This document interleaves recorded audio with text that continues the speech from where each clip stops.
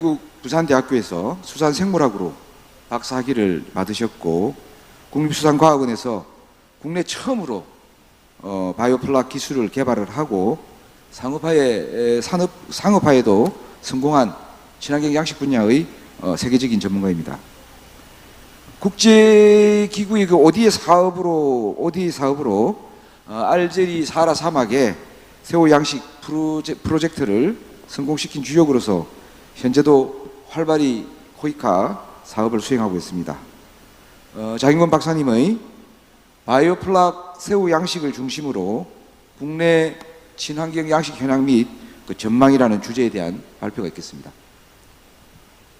반갑습니다. 소개받은 장인권입니다.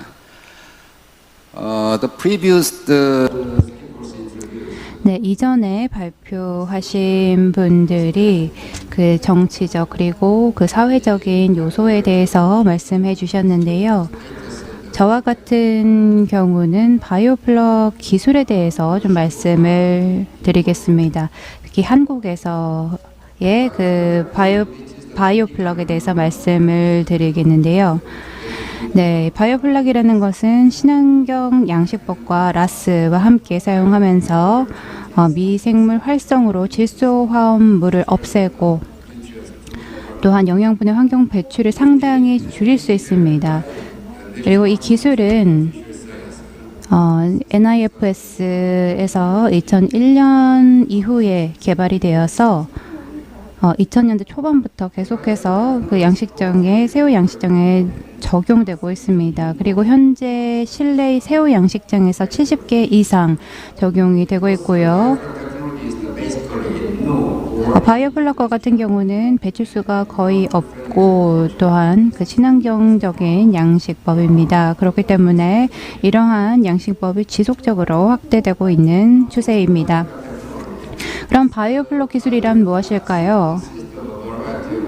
즉 박테리아 그리고 균류, 미세조류, 자연 발생적 쓰레기, 부유생물 등을 포함하는 것인데요. 즉 독성 있는 아모니아를 박테리아가 섭취 분해해서 양식 배출수를 줄이고 또 유입수로부터 바이러스성 병원균의 유입을 최소화합니다. 보시면 하얀색 점이 보이는데요. 이것이 박테리아의 모습입니다. 그리고 양식 시스템에서 암모니아를 제거하는 세 가지 방법이 있는데요.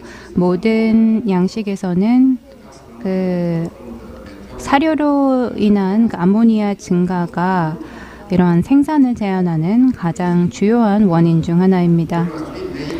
그러기에 그 암모니아를 제거하기 위한 세 가지 처리 방법이 있는데요. 첫 번째는 조류의 암모니아 섭취를 통해서 하는 방법, 두 번째는 질산화입니다. 이 두 가지가 일반적인 방식이고요. 그리고 기존 양식에서 주로 사용이 됩니다. 하지만 세 번째, 미생물 흡수를 통해서 하는 방식이 특히나 이 바이오플럭 시스템에서 주로 사용이 됩니다. 하지만 이 세 가지 방식이 독립적으로 사용되지는 않고요. 이 세 가지가 혼합되어서 사용이 됩니다.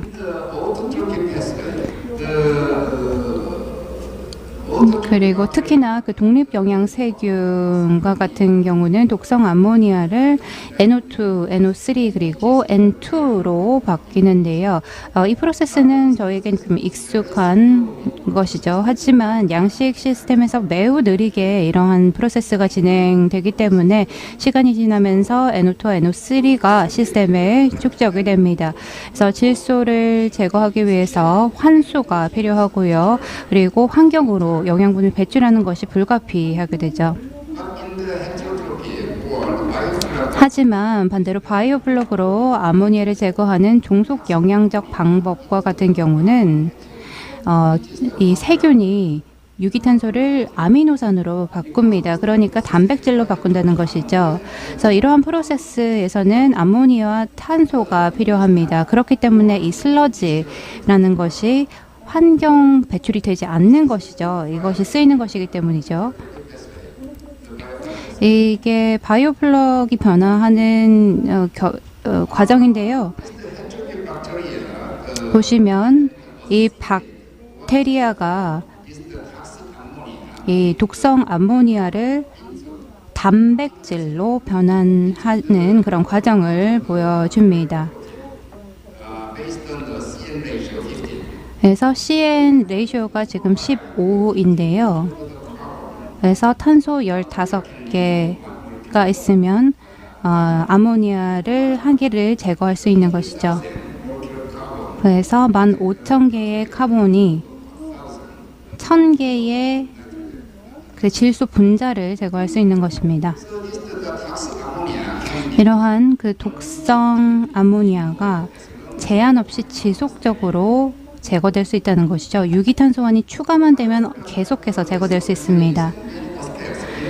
이 바이오플럭은 양식의 다양한 이점을 제시하고 있는데요. 배출이 없고 면역력이 높고 또 식품 안전이 높다 등등이 있습니다. 예를 들어서 생산성도 높아질 수 있습니다. 기존의 그 폰드 양식에 비해서 10배에서 30배까지 높아질 수 있는데요. 그리고 높은 생물 보안이 장점입니다. 즉 병명균이 이러한 그 양식 시스템에 들어올 수 없다라는 것이죠. 그리고 식품 안전이 높아집니다. 왜냐하면은 항생제를 사용하지 않기 때문이죠. 그리고 그 면역력이 높아집니다. 그래서 페놀산 효소의 활성이 최대 300% 높아집니다. 그리고 배출수도 낮아집니다. 폰드 방식과 비교했을 때 5%밖에 되지 않습니다. 그리고 또 FCR 같은 경우는 최대 20% 낮아지고요. 그리고 땅의 육지의 사용이 폰드 방식의 3에서 10%밖에 되지 않습니다. 이러한 모든 데이터는 NIFS의 연구를 기반으로 한 것입니다. 2019년부터 시작한 연구인데요. 이 한국의 새우 양식과 같은 경우는 그렇게 크지는 않습니다. 2019년에 7,500톤 가량 됐는데요. 이 중에 10%, 15%가 실내 바이오플럭 방식으로 생산되고 있습니다. 이러한 그 양식장, 그러니까 실내 새우 양식장에서 완전한 바이오플럭을 방식에 적용한 곳은 2014년에 27곳에서 2019년 작년에는 78곳으로 늘어났습니다. 그리고 그 평방미터당 2kg에서 지금 4kg로 증가를 했습니다.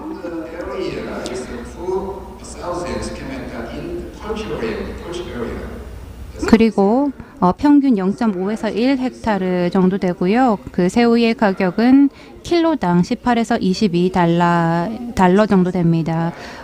좀 꽤 비싼 가격인데요. 하지만 그 살아있는 생새우입니다. 그 한국 소비자들이 생새우를 굉장히 좋아하기 때문이죠.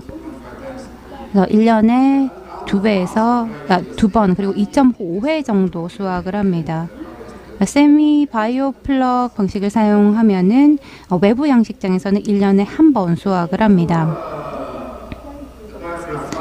실내 바이오플럭 양식장과 같은 경우는 연안에 위치해 있고요. 한 80%가 연안 양식장입니다. 그 해수에 위치해 있죠. 하지만 그 내륙 양식장 같은 경우는 한 20% 정도 되고요. 지하수나 처리수 등을 사용을 합니다. 그리고 이제 그린하우스를 만드는데요. 이 두세 겹으로 플라스틱 커버를 씌우는 것이죠. 겨울에 단열을 위해서 이런 방식을 취하고 있고요. 그리고 또 굉장히 강한 지지 구조물을 사용합니다. 여름에 그 태풍 등에 견디기 위해서 이런 구조물을 굉장히 단단하게 만듭니다. 그로아웃 탱크, 그러니까 양성지와 같은 경우는요, 대부분 수로식입니다. 300에서 800 스퀘어미터 정도 되는데요. 대부분 콘크리트, HDPE 혹은 PE 시트 등으로 만들어집니다. 그리고 난방, 물순환, 에어레이션 시스템 등이 설치가 됩니다. 이것이 이 그린하우스에서 가장 중요한 시설인데요. 왜냐하면 27도에서 28도를 유지해야 하기 때문입니다. 1년 내내 이 온도를 유지해야 하는 것이죠.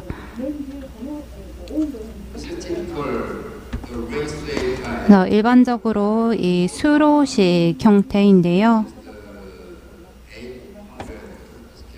800 스퀘어 미터 정도 됩니다. 각각의 탱크마다 한 이 정도 크기가 되고요. 보시다시피 이 새우가 굉장히 싱싱해 보이죠?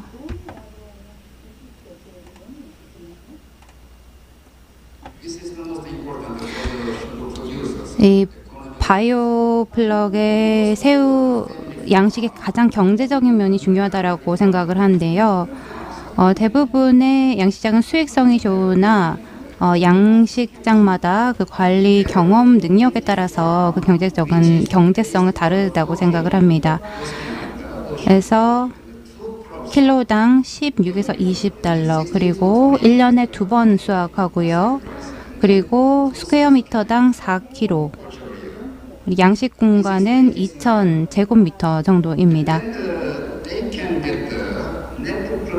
그리고 순이익과 같은 경우는 연간 85,000에서 85,000달러 정도 됩니다. 그렇기 때문에 그렇게 나쁜 수익률은 아니죠. 왜냐하면 지금 2,000 제곱미터밖에 되지 않기 때문에 굉장히 이익은 좋은 편입니다. 그리고 새우 판매의 50에서 70%와 같은 경우는 원가입니다. 여기서 수익이 높지 않은 제한적인 요소와 같은 경우는 이 경험이 낮고 또 실력이 낮아서 지속적이지 않은 그런 생산이 되겠죠. 그리고 새우 유생우가 불안정하고 공급이 되죠. 그래서 봄에만 이게 생산이 되기 때문에 또 다른 시즌에도 이제 수출을 하기 위해서 중요하겠죠. 그리고 또 전염병과 같은 경우도 이 제한적인 요소로 발생할 수 있습니다. 상업적인 스케일로 보시면 지금 NIFS가 설치한 그 양식장 프로토타입인데요. 이를 통해서 저희가 그 기술을 저희가 이제 교육을 하기 위해서 이 시설을 사용을 하고 있고요. 그리고 이러한 시설과 같은 경우는 이러한 그 기술의 상업화에 큰 영향을 주었습니다. NIFS와 같은 경우는 한 달간 이러한 그 바이오플럭 기술 교육을 2017년부터 매년 진행해 오고 있습니다.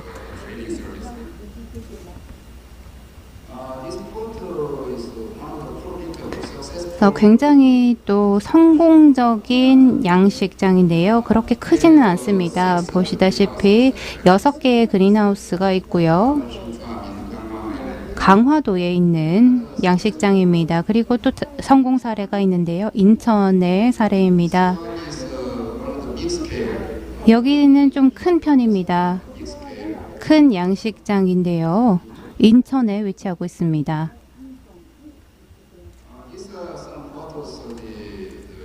그리고 이 사진과 같은 경우도 이제 양식장인데요. 보시다시피 그렇게 크지 않습니다. 대부분의 경우 뭐 아주 작지는 않지만 한 중간 정도의 사이즈라고 볼 수 있겠죠. 그리고 가족이 경영을 하는 추세입니다. 그리고 또 다른 사진들을 보시겠습니다. 서산이고 사천이고 고성과 같은 다양한 곳에서 진행이 되고 있습니다. 굉장히 맛있어 보이죠?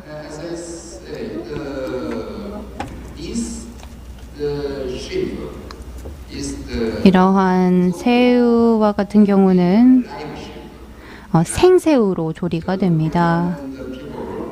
그래서 한국 사람들은 그 생새우를 바베큐 해 먹는 것을 굉장히 좋아합니다. 이 생새우의 그 조직감이나 이 맛이 굉장히 다르기 때문입니다. 결론을 내도록 하겠습니다. 실내 바이오블럭 생산과 같은 경우 한국이 세계에서 가장 진전된 기술을 보유하고 있습니다. 왜냐하면 저희는 긴 겨울과 또 그 생새우에 대한 높은 수요로 인해서 새우 양식장이 잘 운영되고 있기 때문입니다. 네. 새우 농가에서 바이오 플럭을 도입한 것은 지난 10년 동안 환경에 여파를 줄이고 또한 병원균의 전파를 예방하는데 기여를 했고요. 그리고 대부분 새우 양식장은 가족이 대규모로 운영을 하고 경제적이고 수익성도 높습니다. 그리고 이러한 기술은 더욱더 확대되어서 다른 어족이나 미래 새우 생산에 크게 영향을 줄 것이라고 생각합니다. 경청해 주셔서 감사합니다.